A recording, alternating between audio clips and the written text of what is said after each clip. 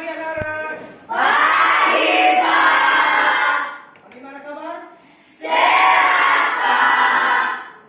Rumah berjalan kami sampai di rumah. Kami percaya kami berdoa. Jiwa dan dalam tanganmu, dalam nama Bapa, Haleluya, Haleluya. Amin. Berlina Laya, Hadir, Pak. Ardianto Laya, Hadir, Pak. Menjunjung tanah airku Indonesia. Masih ada yang ingat tentang mata pelajaran minggu lalu? Silakan Irman. Yaitu permasalahan pembangunan ekonomi, di mana pengertian pembangunan ekonomi ini dalam Kamus Ekonomi Optima 2012 bahwa pembangunan ekonomi adalah proses yang bertujuan untuk menaikkan pendapatan per kapita untuk jangka waktu panjang dan disertai adanya pemulihan struktur ekonomi dan perkembangan iptek. Sekian. Jadi kita akan memasuki materi pada hari ini, yaitu ketenaga kerjaan, masalah ketenaga kerjaan di Indonesia. Ada yang bisa istilah dalam bahasa Inggrisnya yaitu ketenaga kerjaan. Siapa yang bisa? Saya, Pak. Ya, silakan. Labor, Pak. Hah? Labor. Labor. Siapa lagi? Ada yang bisa? Apa istilah bahasa Inggrisnya ketenaga kerjaan? Saya, Pak. Apa? Employment. Hah? Employment. Ya, employment ya. Jadi bagus sekali. Berarti anak-anak kami juga sudah bisa berbahasa Inggris ya. Sangat luar biasa. Beri dulu tepuk tangan dalam permasalahan ketenaga kerjaan di Indonesia. Ketenaga kerjaan. Tujuan pembelajaran kita pada hari ini yaitu dengan menggunakan PBL atau Problem Based Learning, peserta didik dapat menganalisis baik itu pengertian dan nanti melalui diskusi yang akan kita bentuk nanti masing-masing kelompok jadi peserta didik atau anak-anak dapat menganalisis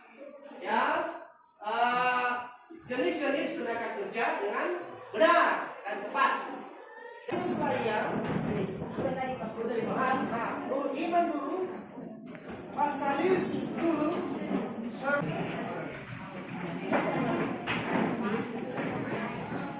Kerja ditanggapi lebih serius, membuat investasi yang cenderung padat modal tidak mampu diimbangi oleh penyerapan angkatan kerja di dunia usaha. Apalagi peningkatan kualitas pendidikan masih menjadi pekerjaan rumah di sektor tenaga kerja. Sebanyak 58,26% tenaga kerja Indonesia berlatar pendidikan SMP ke bawah. Ini adalah menyangkut masalah pengupahan. Jadi formula pengupahan dan regulasi turunan itu harus dilihat kembali. Kedua adalah masalah pesangon. Pesangon ini juga harus dilihat apakah kita duduk. Konsep pengusaha tidak hanya merevisi pesangonnya saja. Kita libatkan pemerintah, bagaimana pemerintah juga membantu dalam bentuk subsidi-subsidi, kartu pekerja harus real. Bahwa kemudian pekerja menolak pesangon, iya kalau itu langsung dihapus. Tapi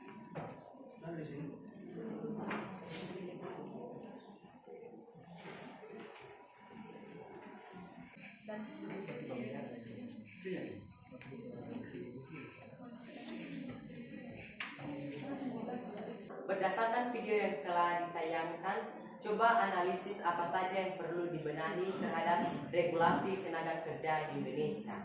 Yang perlu dibenahi terhadap regulasi atau peraturan tenaga kerja di Indonesia yaitu sistem upah dan pesangon.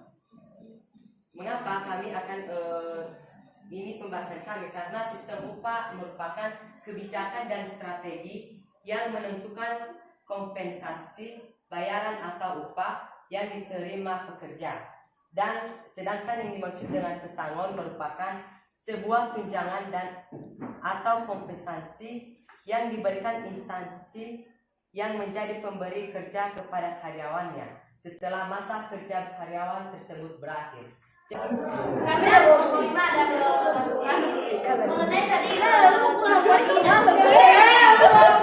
di mana para pengusaha atau atas perusahaan tersebut mengasihani tenaga kerjanya.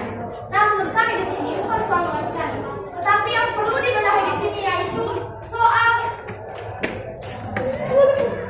tenaga kerja yang perlu ditingkatkan lagi, bukan soal dikasihani. Karena kalau atasan perusahaan terlalu mengasihani tenaga kerjanya saja bisa malas atau semena-mena dalam melakukan pekerjaannya. Terima kasih.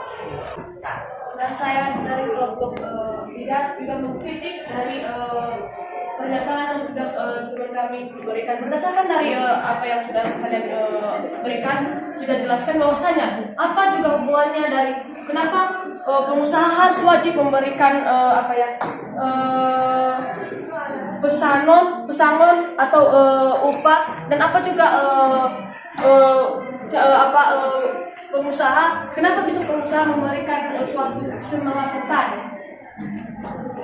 Jadi menurut kami karena itu sudah diwajibkan dari undang-undang ketenaga kerjaan. Jadi wajib memberikan yang namanya upah atau pesangon. Jadi setiap dia bekerja selama 1 tahun atau sebelum 2 tahun pasti akan diberikan upah kepadanya 2 bulan. Jadi itu maksudnya. Gimana pendapat masalah tersebut? Padahal di dalam revisi undang-undang ketenaga kerjaan di sini ia mengatakan bahwa upah tidak berubah kepala daerah dan asuransi PKH bukan masalah soal undang-undang memberikan yang namanya bukan undang-undang dasar maksudnya, tapi undang-undang ketenaga kerjaan. Dan itu beda ya, undang-undang dasar negara Republik Indonesia dengan undang-undang ketenaga kerjaan. Jadi memang wajib upah itu tidak ditentukan oleh kepala daerah, tetapi ditentukan oleh kepala perusahaan itu sendiri. Baik, bagaimana ada kelompok lain yang bisa menyempurnakan? Kita memberikan tanggapan terkait dengan hasil daripada diskusi mereka. Penjelasan mereka tadi. Aktivitas bagaimana cara pengusaha tersebut atau atasan perusahaan tersebut dalam menyemangati tenaga kerjanya. Jadi dalam menyemangati tenaga kerjanya wajib ini termasuk dengan upah dengan uang pesangon. Jadi pasti contohnya dalam kelas ini kita sebagai pekerja atau tenaga kerja dan kepala di perusahaan ini adalah contohnya Bapak. Jadi Bapak juga wajib memberikan kita upah atau pesangon, dan sehingga kita sebagai pekerja kita memberikan atau menerima reward selain dari gaji kita, sehingga kita bisa lebih semangat lagi bekerja karena tenaga kerja tidak dituntut fokus saja dan hasil saja dalam bekerja, tapi juga wajib juga mengerti atau bahasa.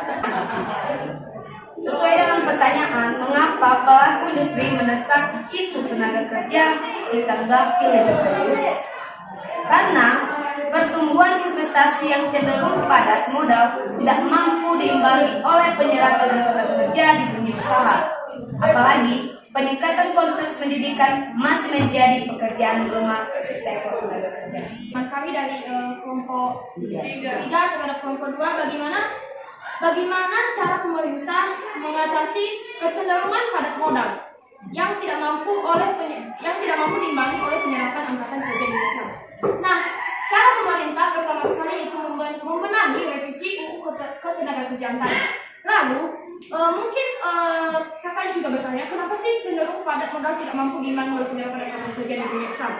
Karena mungkin saja atasan perusahaan yang mau mendirikan perusahaan ini tadi memiliki modal yang sedikit dibanding dengan orang-orang yang ingin kerja di perusahaan tersebut.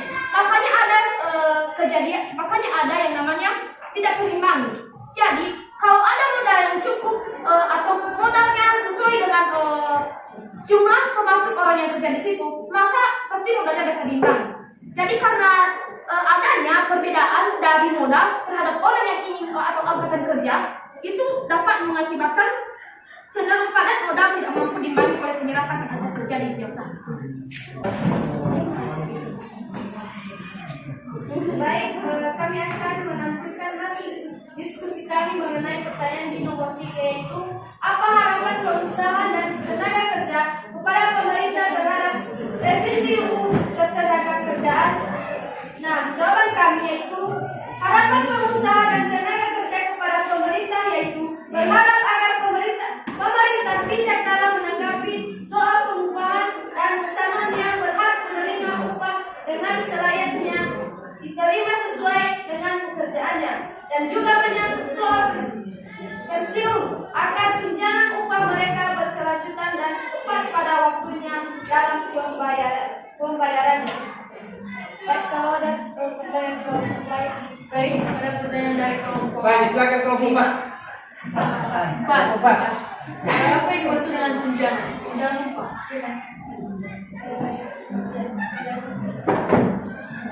Baik, silakan.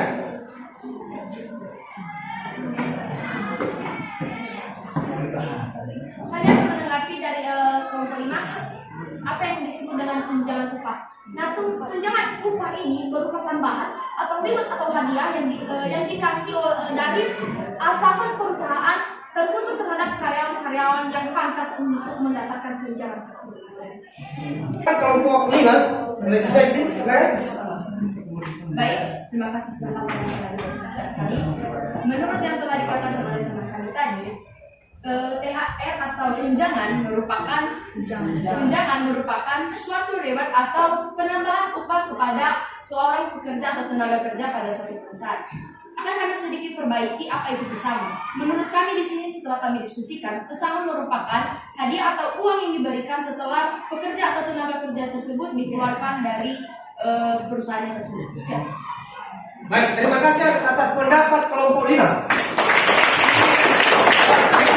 Dari pengertian tenaga kerja ini yaitu menurut Undang-Undang Nomor 13 Tahun 2003 tentang ketenagakerjaan menyatakan bahwa tenaga kerja adalah setiap orang yang mampu melakukan pekerjaan guna menghasilkan barang atau jasa baik untuk memenuhi kebutuhan sendiri maupun masyarakat. Sedangkan ketenaga kerjaan adalah segala hal yang berhubungan dengan tenaga kerja pada waktu sebelum, selama, dan sesudah masa kerja. Sedangkan angkatan kerja adalah penduduk dalam usia kerja yang berumur 15 tahun dan 64 tahun. Dan sedangkan kesempatan kerja adalah peluang atau kondisi yang menunjukkan tersedianya lapangan kerja bagi orang yang bersedia dalam dan sanggup bekerja. Jadi dalam menganalisis permasalahan tenaga kerja ini ada 3 jenis-jenis tenaga kerja, yaitu tenaga kerja tidak terdidik, tenaga kerja terdidik, tenaga kerja terlatih, dan tenaga kerja tidak terdidik dan tidak terlatih. Sedangkan tenaga kerja terdidik ini adalah tenaga kerja yang memperoleh keahlian dan keterampilan pada suatu bidang tertentu dari pengalaman. Sedangkan tenaga kerja terlatih adalah tenaga kerja yang memperoleh keahlian dan keterampilan pada suatu bidang tertentu dari pengalaman. Sedangkan tenaga kerja tidak terdidik dan tidak terlatih tenaga kerja yang hanya mengandalkan tenaga saja, contohnya seperti pembantu rumah tangga tadi. Dan masalah-masalah dari ketenaga kerjaan ini yaitu kualitas tenaga kerja yang rendah, jumlah angkatan kerja yang tidak sebanding dengan kesempatan kerja, tenaga kerja yang tidak tersebar secara merata, dan pengangguran. Sekian dari kesimpulan saya. Terima kasih. Baik, beri tepuk tangan. Nanti LKPD ini ya dikerjakan di rumah dan minggu depan akan sendiri.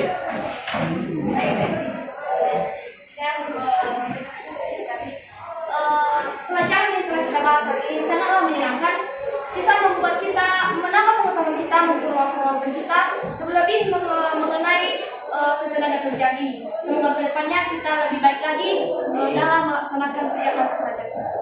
Baik, tepuk tangan. Semoga diingatkan lagi depannya lebih bagus lagi, lebih semangat lagi.